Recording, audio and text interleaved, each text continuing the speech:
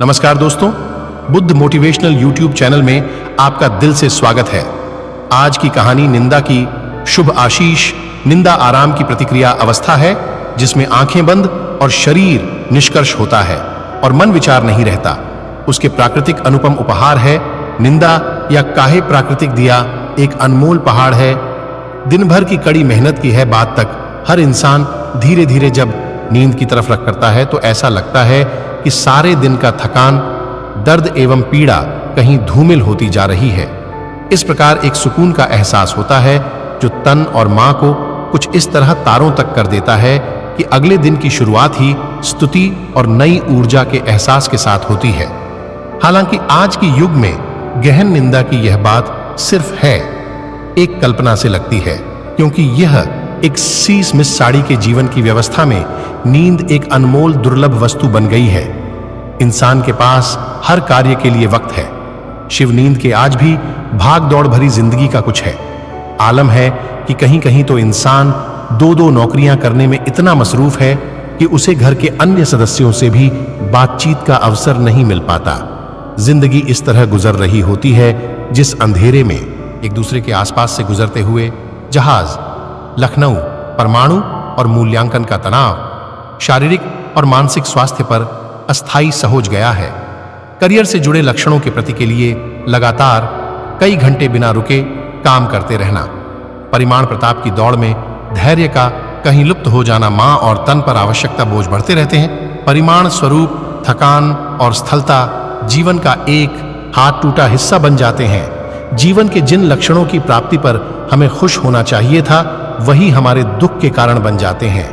निंदा रूपी बार दमदान जिसकी अनोखी अच्छी हम जाने अनजाने करते चले जाते हैं।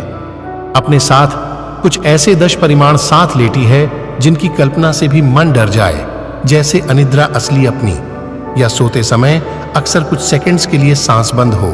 दिन के समय अचानक सो जाने की प्रबल इच्छा और नाइट टेस्ट हुई।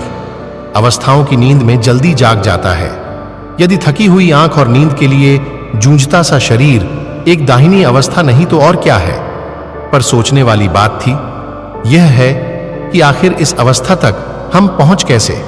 हर मनुष्य को जीने के लिए काम करना था, पर हमने काम के लिए जीना शुरू कर दिया, जो कि जीवन की मूल सिद्धांत से बिल्कुल विपरीत अवस्था है। और ऐसा करते करते हमने अपना सुतलान नहीं खो दिए जहां उगते सूर्य की चमक से हमें सक्रिय होना था। अपनी महात्मा कक्षाओं का परिवर्तन की दिशा में कदम बढ़ाना था। वही शाम के समय हमें अपनी गति को धीमा करना था, ठीक उसी तरह जैसे रात को आकाश में चंद्रमा हमारे मन और चित्त को शांत करता है। दिन और रात के रूप में हमें वह पवन उपहार दिए गए थे जिनकी कदर अगर हम कर पाए तो ब्रह्मांड में छुपी अनेक देश कीमती सौगातों का मूल समझ पाए। शुरुआत में तो नींद धैर्यपूर्वक हमारी प्रतीक्षा करती है, मानो कह रही हो कि कभी तो हम उसी पर ध्यान देंगे, पर हम निरंतर से डालते रहते हैं, उसके अनदेखी करते रहते हैं। एक दिन फिर अत्यंत नाराज, आतंकी हो जाने पर निंदा को भी विवश होकर हमारा साथ छोड़ने के लिए मजबूर होना पड़ता है। एक बार जब यह साथ छोड़ दे तो हमें चाहे उसकी वापसी को लिए कितने भी प्रयास कर ले, कितनी भी मिलते कर ले, नींद या हो आती ही नहीं, या फिर अधूरे रूप में अपनी हजारें लगती है इंसान को। फिर नींद की दावों की ओर रुख करना पड़ता है, जो शायद शुरू में तो अपना असर दिखाती है, पर धीरे धीरे हुए भी अपना असर को देती है। एहसास होकर हम उसे चीज को नुकसान का शोक मनाते हैं जो कभी स्वाभाविक रूप से हमारे पास उपलब्ध थी। नींद जैसी अनमोल सौगात जो हमें सहज में ही आनंद एवं शांति प्रदान कर रही थी, उसे हम अपने हाथों से अपनी आती की सक्रिय जीवन शैली की भेंट चढ़ा देते हैं। निसंदेश हमारे सक्रिय जीवन शैली जरूरी है। बिना मेहनत के ना तो हम उन्नति कर पाते हैं और ना ही कभी उद्योग पर उद्योगों की विज्ञान और कृषि के क्षेत्र में क्रांति ला पाते। जीन तकनीक को इस्तेमाल कर हम अपने जीवन को सुविधाजनक बना रहे हैं। वह भी उद्यम का ही परिमाण है। एक वरदान ही है कि हम अध्ययन, करियर और भौतिक विकास के लिए समय निकालकर देश की प्रगति है और अर्थव्यवस्था के लिए अपना योगदान दे पाते हैं। ऊधम जरूरी है, क्योंकि किसी आर्थिक रूप से कमजोर देश से हम एक सुरक्षित और समृद्ध भविष्य की अपेक्षा नहीं कर सकते हैं। यह सच है कि प्रगतिशील होने के लिए क्रियाशील होना बहुत आवश्यक है, पर ऐसा करते हुए एक दोनों के अनुपात एवं असमंजस को असंतुलित कर देना उचित नहीं। हमारी भलाई इस बात से निहित है कि हम अपने मूल को पहचान। ऐसा करने के लिए हमें केवल यह हाथ रखने की आवश्यकता है, हम कौन हैं और किस सट्टा का हिस्सा है। एक बार हमने अपना मलिक रूप पहचान लिया तो यह समझना आसान हो जाएगा कि हम इंसान हैं, कोई यंत्र नहीं। इतनी सी बात समझते हैं, प्रगति के नाम पर लाभ या हानि के जिन चक्र में हमें उजाला होते हैं उनसे निकलना आसान हो जाएगा। किसी बुद्धिजीवी ने कहीं फरमाया है कि किसी को आध्यात्मिक स्वास्थ्य के अवसर इस बात से मापा जाता है कि हम रोजमर्रा के जीवन में घटित होने वाली छोटी छोटी बातों पर किस तरह अपनी प्रतिक्रिया देते हैं। अक्सर हमारे मन की अवस्था को इसी मापदंड से मापा जाता है। यह मन की अवस्था होती है जिसके अनुसार हमारा बाहरी व्यवहार तय होता है। इसलिए शायद जहां शांत मन को संत जनों के साथ जोड़ा जाता है, वह वहीं उत्तेजित मां अपने साथ कोई 10 परिमाण लाता है, जैसे कि नकारात्मक विचार, हानिकारक शब्द और भाई युक्त व्यवहार। हालांकि मनोविज्ञान इस बात को बहुत से आयामों पर नाश्ता तोड़ता है, जैसे कि सामाजिक व्यवहार, सोचने समझने की क्षमता, स्थिति का तर्कपूर्ण लंका करने की क्षमता इत्यादि। वहीं अगर सरल शब्दों में कहा जाए तो बस इसी बात को समझ लेने का प्रयास होता है कि अमुक व्यक्ति कितनी अच्छी तरह सो पा रहा है। दिया धार्मिकता दृष्टि से देखा जाए तो हम सेवा भी तभी कर पाते हैं जब हम शारीरिक रूप से स्वस्थ महसूस करते हैं। अगर हम थके हुए हैं, अस्वस्थ या चिड़चिड़ा हैं, तो हमें वास्तव में दूसरे कि तू छोड़िए स्वयं की सेवा भी नहीं कर सकते हैं।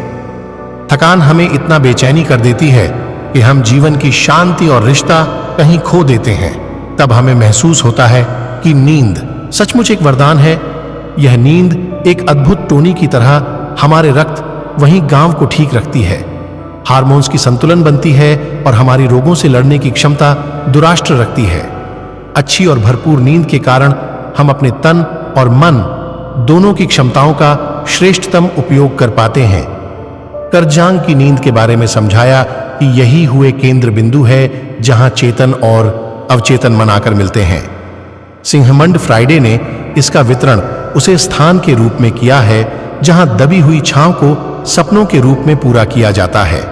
नींद शारीरिक, भावनात्मक और मनोवैज्ञानिक रूप से हमारा नवीनीकरण करते हैं, हुए हमें आने वाले दिन में जीने के लिए तैयारी करते हैं। आखिर इस शब्द का अर्थ किया है, लिए समझते हैं। यह नींद का एक बेहद दिलचस्प पहलू है। जैन और सोने के बीच का कोई ऐसा स्थान जहां हम मां के किरण रे को देख पाते हैं। ऐसा भी कहा गया है कि यह व्यवस्था है जिसके अंतर्गत दुनिया की सभी महान खोजों और गहन रचनाओं दोनों ही अपनी कृष्ण सीमा पर होती है। जैसी गहन भीम की उत्पत्ति भी यही होती है। ऐसी समस्या जिनका हल निकालना मुश्किल सा लगता है, उनका निवारण भी यहां इसी केंद्र बिंदु के आसपास होता है। ऐसा लगता है कि यही वह हीरो का पाल है जिसकी तलाश अक्सर सभी को रहती है। यही जो जगह है जहां कभी अपने सबसे दुर्लभ और गंभीर सोनेट कथा लिखते हैं, जहां बुद्धि आत्मा के समझ संपन्न करती है। लोग इस अवस्था को ध्यान योग दावों और सभी तरह की कोशिश करते हैं। इतनी विशेषताओं के बाद भी यह स्थान सिर्फ दुनिया भी जगह पर अनंत सट्टा, जिसे निरंकार भी कहते हैं, के बीच एक सीमा मात्र है। अक्सर इस सुखद और देवी यात्रा को हम नींद के आसार में रिंग करते हैं। इसी अनुभव को जागते हुए खुली आंखों को साथ भी महसूस किया जा सकता है, पर यह तभी संभव है जब जीवन में सद्गुरु है जो तन मन और अत्यधिक रूप से इस अनुभव को जीवंत कर सकता है। जब हम इस परमात्मा को एहसास में रहते हुए अपने मूल स्वभाव को पहचानते हुए इस धरा पर अपना समय व्यतीत करते हैं, तो हमारा हर दिन आनंद में बिकता है और रात्रि में भी सुकून का एहसास होता है। इसका सीधा प्रभाव जहां कार्य क्षेत्र में हमारे उत्पादकता बढ़ता है, वही हमारे निजी संबंधों पर भी इसका असर साफ लगता है। हमारा व्यवहार हमारे अपने के प्रति, समाज के प्रति प्रेम नहीं हो जाता है। इसके साथ ही हम सुबह की संगति को भी अकेलापन ना समझकर उसमें भी आनंदित महसूस करते हैं। यह सुकून और शांत अनुभव के साथ रात में सोते समय न किसी बात की चिंता, न कोई डर और न कोई फिक्र महसूस होती है। अक्सर नींद में यह स्वरूप के वरदान का नाम दिया जाता है। अक्सर ऐसी ही नींद के बाद हम शुरुआत करते हैं अपने ऊर्जावान अगले दिन की।